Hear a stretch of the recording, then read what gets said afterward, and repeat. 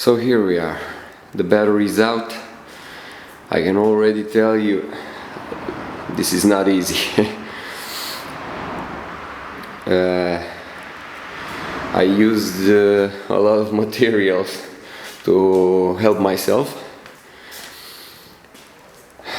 The car has to be balanced very well when you do this job.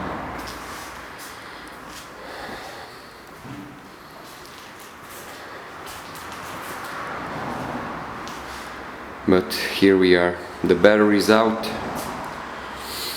In the next video I will show you exactly how is it inside, how they build this battery, the secret of the BMS, what kind of cells they use, and of course with what you can substitute these cells.